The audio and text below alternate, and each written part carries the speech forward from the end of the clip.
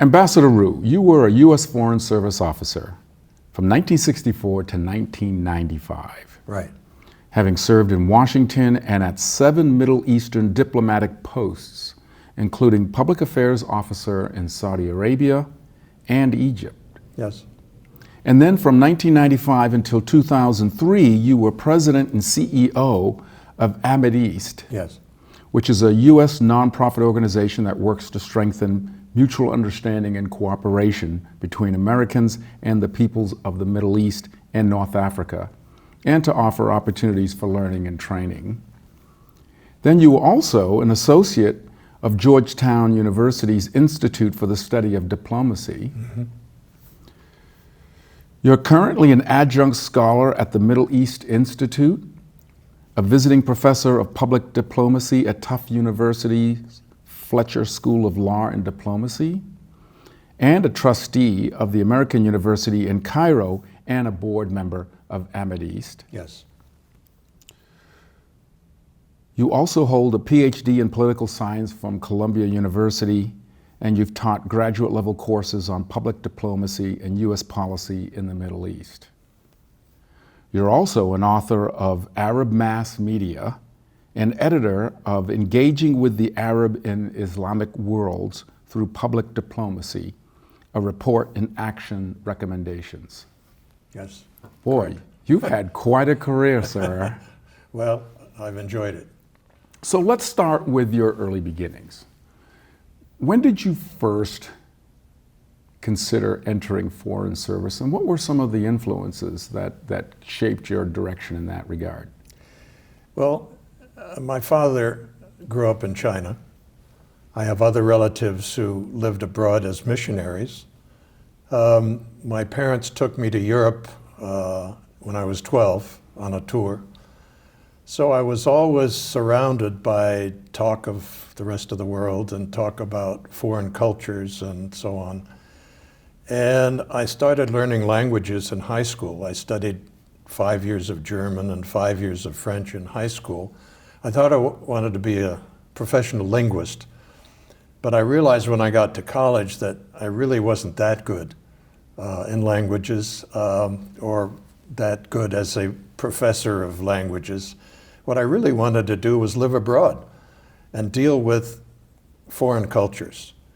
And as I got into it, thinking about it, I studied abroad in Germany, got my PhD based on a German topic that I studied in Germany and then brought back, and at Columbia I presented my dissertation on a German topic. So I had some exposure before I was ready to work in foreign cultures and foreign languages. So I decided to take the Foreign Service exam. And I took it when I was in college, passed the written, flunked the oral. So I went back and I said, well, maybe I'll try again. So I waited a couple of years, got a master's degree, took the exam again, passed the written, flunked the oral again. So I said, okay, I'm going to keep trying because I really want to join the Foreign Service and live abroad and experience foreign cultures directly. That was my purpose. So I took it a third time, finally passed the written and the oral, got an assignment to join the Foreign Service, and they said, where do you want to study? Where do you want to be assigned in your Foreign Service career? I said, well, send me to Germany. I know all about Germany, speak fluent German. I'm ready to deal with the Germans. And they said, well, we haven't any openings in Germany. Pick another area. So I said, okay, teach me Arabic. So I did. I went into Arabic, studied, and I studied for a year, and I found out it was much harder than German. And so I continued with my assignments in the Arab world, and all of my assignments ended up being in the Arab world. And I don't regret that because it's a challenge. It's more exciting, more challenging, more difficult, I think, than working in a friendly European, Western European country. You have a family? And Yes. what was it like for your family as you were engaged in foreign service in the Middle East? Well, my wife is a social anthropologist. She has a PhD, and she was delighted to be able to live abroad because that was a free trip to a foreign culture that she could study. And as time went on, she had to work in different countries where I was posted because it would have been a conflict of interest for her to work at the embassy that I was working in. So she ended up working in nearby countries on short tours. You know, she would go for a couple of weeks and then come back to where I was posted at the embassy. But she became fluent in Arabic and she became conversant in other cultures that I never served in, like India and Pakistan and parts of Asia that I didn't know myself. So, and when she was with me at my embassy posting, she always had extensive contact with local populations. And that was wonderful for me because I was dealing with high-level government officials and university presidents and students, and she was dealing with the poorest of the poor. I have 3 boys. They grew up with us in the Middle East as long as there were schools, but at one point we ran out of high schools. The posts we went to didn't have high schools, not all of them, and so they ended up going to boarding school in the States. You wrote a piece on U.S. diplomacy in the age of Trump. I don't know if I'm using the correct title of it, but I read through it and I'd love for you to kind of expand on some of the key components there. Needless to say, where we are today in the age of Trump vis-a-vis foreign policy is very different from the time and period when you were an active foreign service officer. Yes. Can you share a little bit about that? Yeah, times have changed, and certainly with President Trump, the environment for an American diplomat has changed quite dramatically. I learned over my 30 years in the Foreign Service about what I call the American diplomatic culture. There's everything you know about diplomacy you learn on the job, and you learn it over the years, and by the time I had 30 years of experience, I thought I understood how diplomats think, American diplomats think. And so when President Trump was elected and started managing our international relations, I realized that he was taking a course that was somewhat different from the traditional course that had been followed by previous secretaries of state and previous diplomats. For starters, American diplomats don't lie. Now, there's a myth in America that we lie. We lie for our country, and there's a saying that was coined years ago that a diplomat is a person who goes abroad and lies for his country.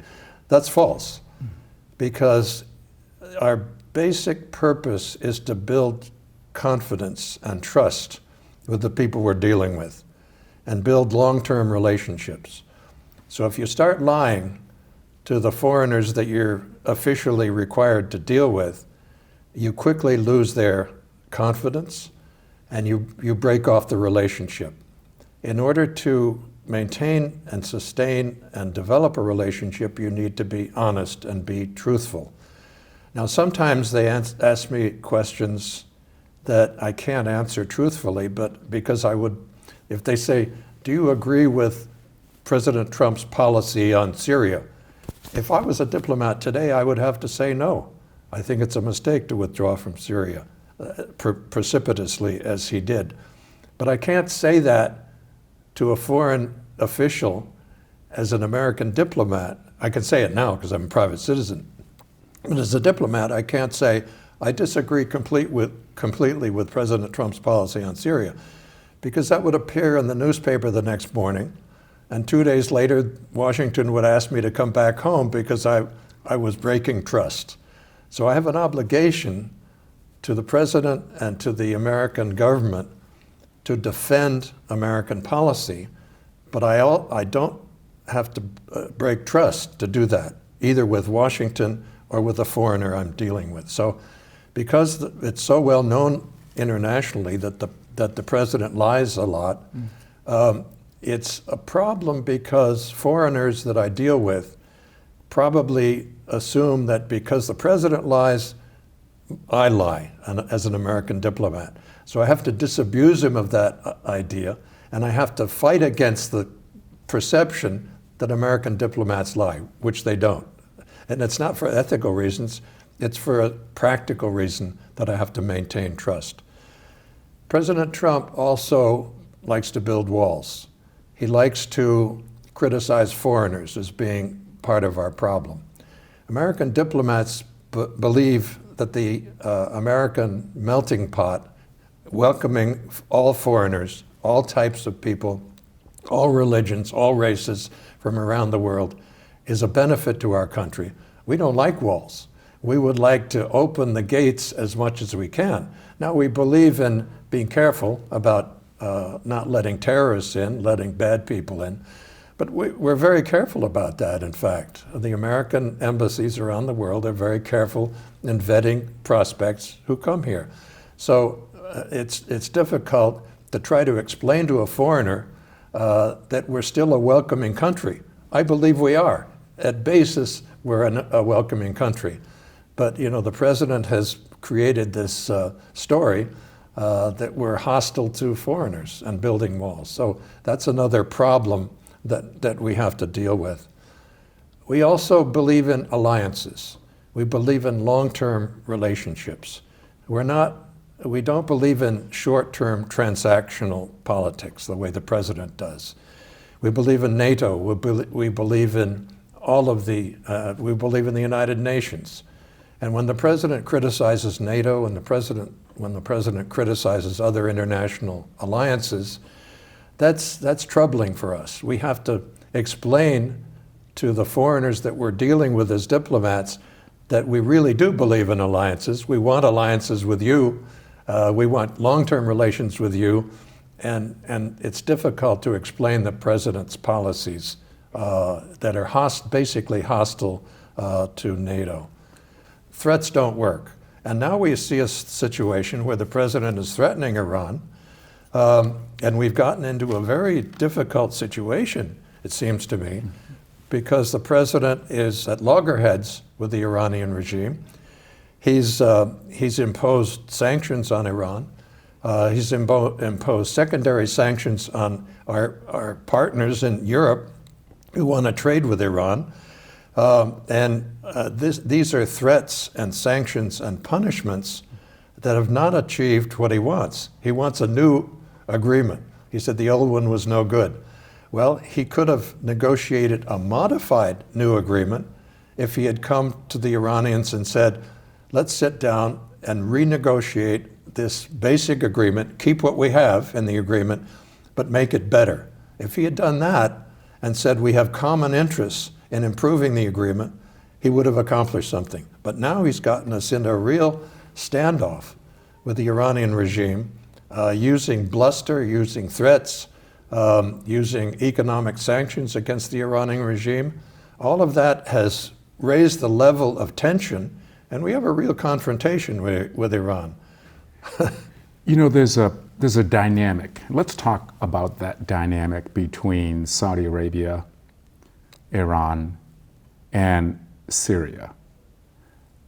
Insofar as it's been generally characterized that in Syria is perhaps the greatest human catastrophe since World War II, what with so many Syrians who have been victim to the fighting that's been going on there for how many years now. Yeah.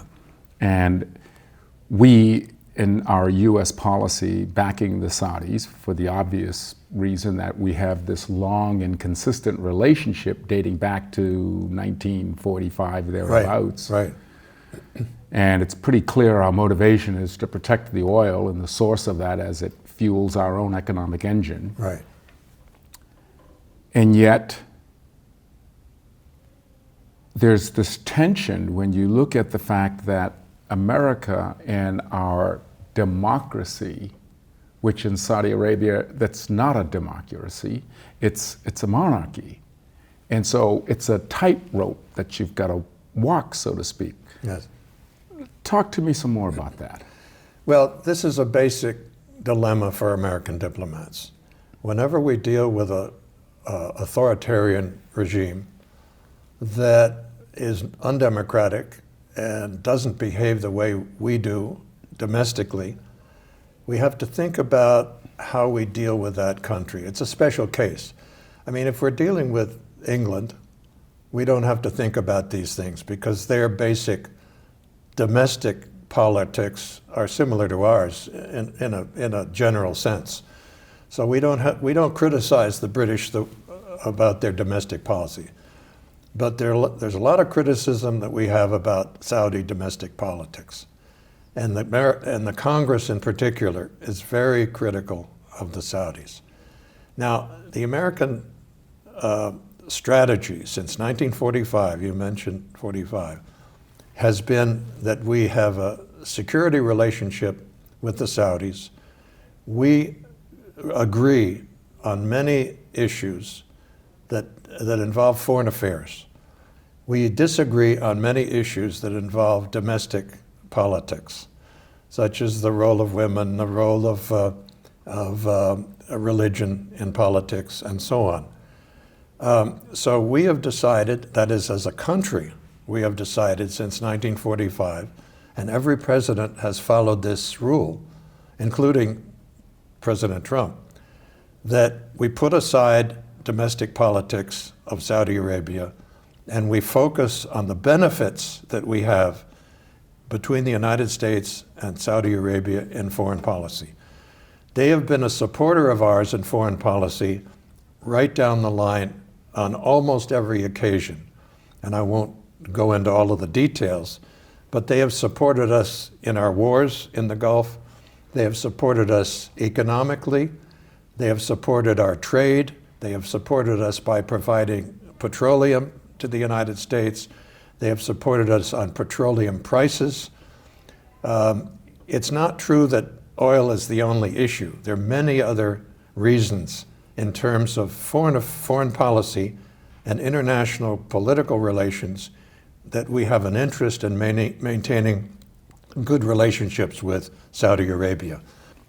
Looking at the dynamic of the different religious sects, the Shia, the Wahhabi, the Sunni, in Saudi Arabia, is that predominantly Wahhabi? Yes.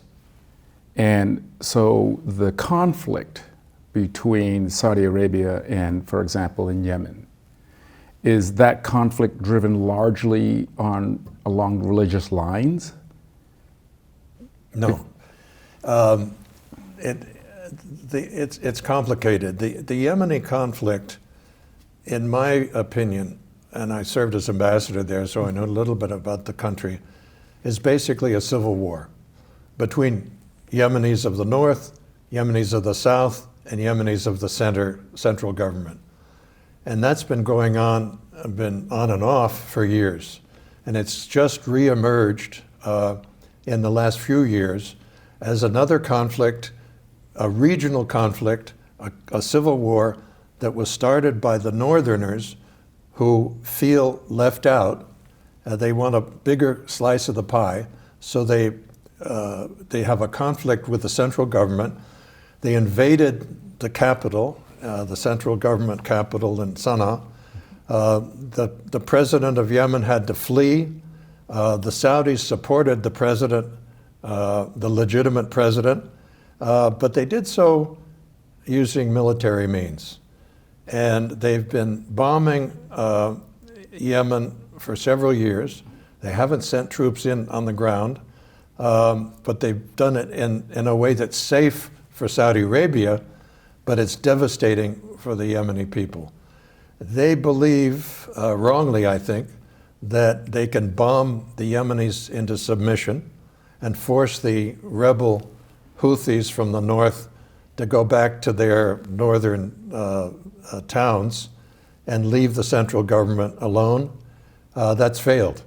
They've done that for several years, and it's failed.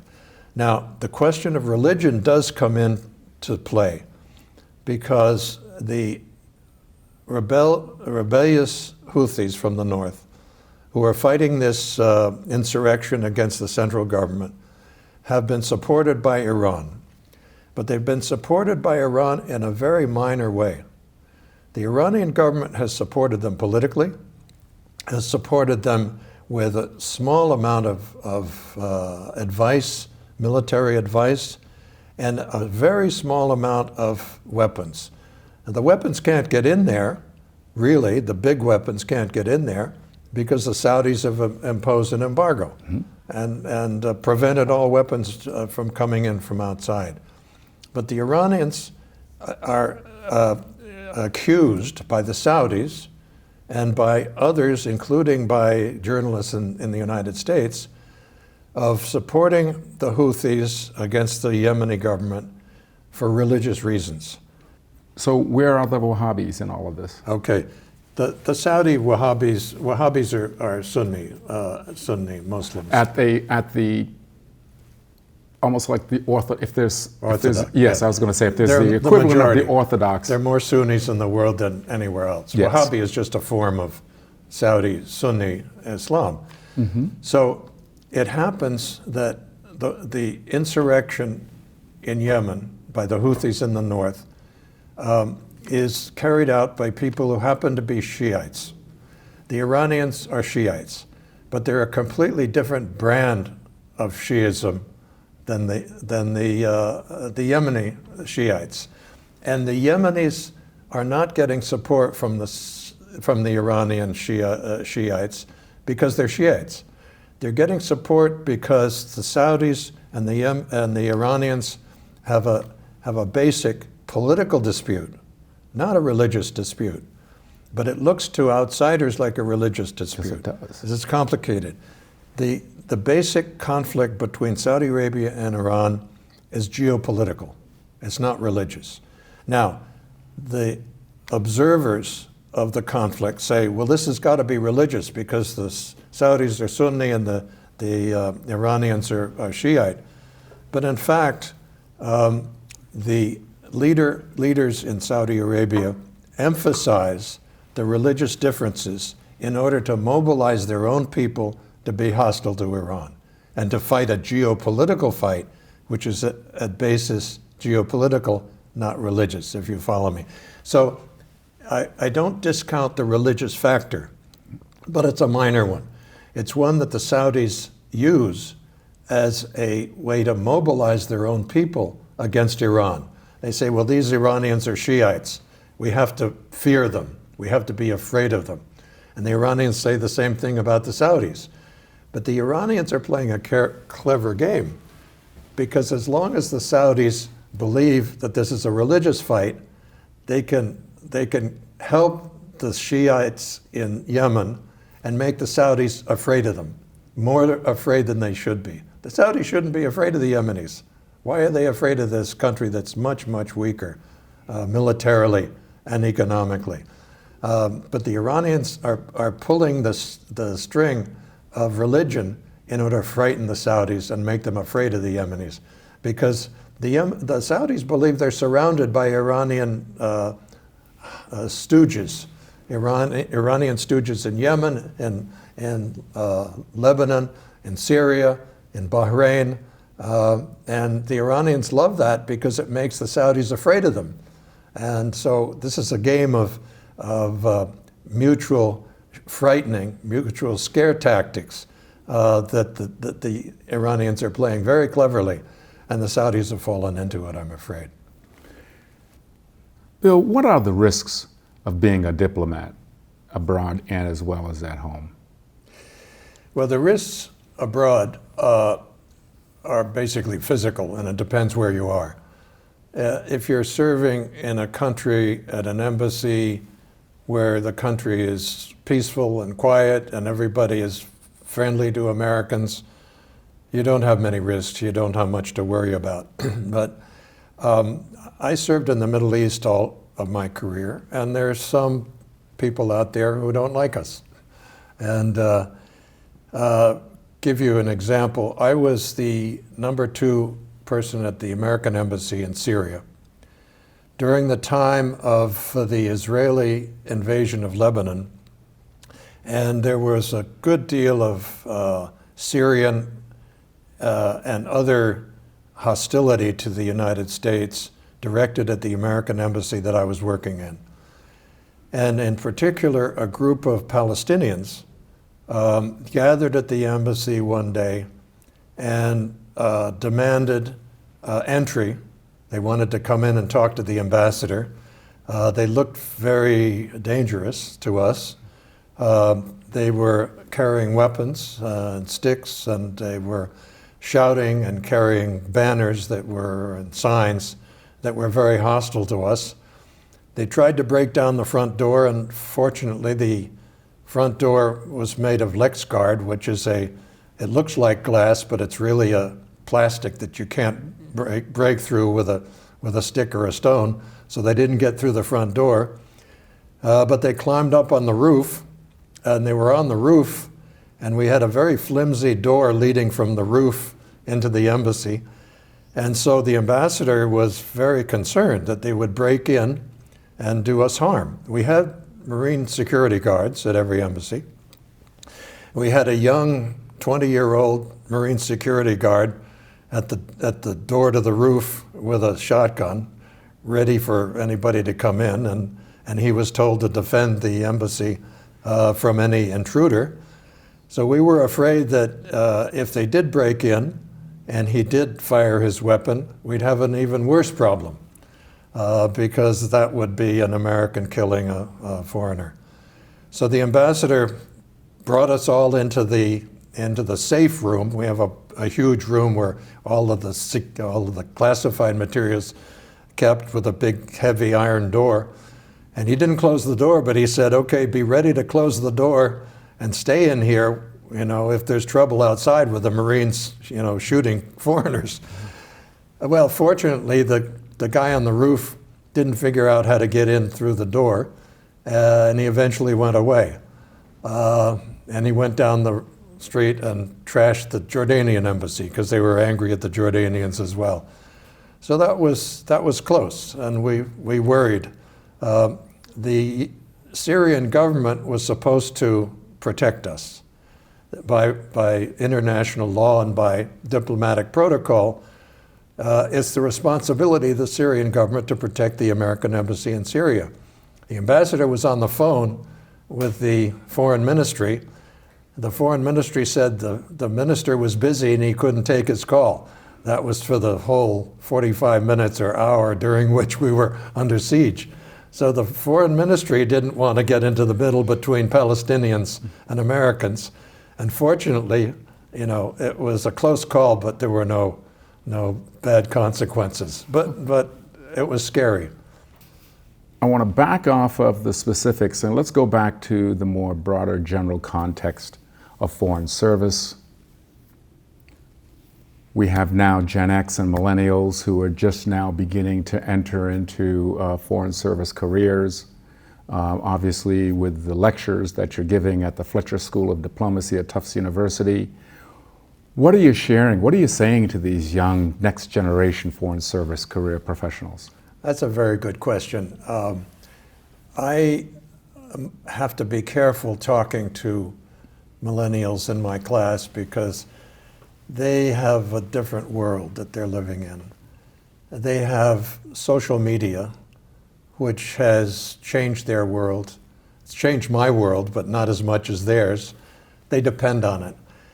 When I was, most of my career as a Foreign Service officer, I knew nothing about social media. It didn't exist. I'll give you an example. When I was stationed in Saudi Arabia as a very junior officer, I was doing cultural work and I was managing an American library in Jeddah, Saudi Arabia. And one day, the ambassador called me in and said, "Your library has been shut down by the government because of a magazine that appeared in your library that was blasphemous. It was against Saudi religion." I said, "What's that about?"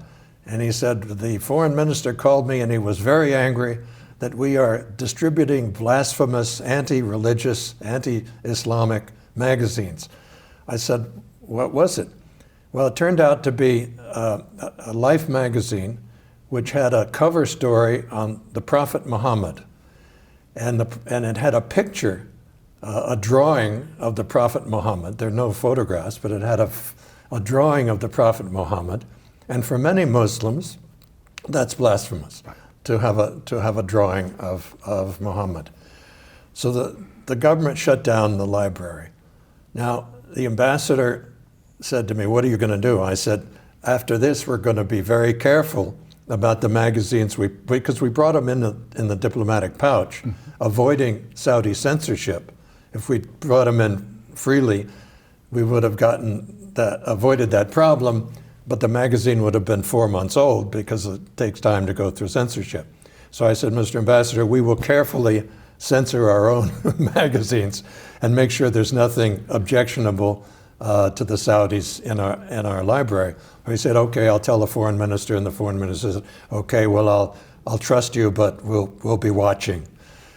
The lesson to me was that story of my Life magazine crisis never got beyond Saudi Arabia.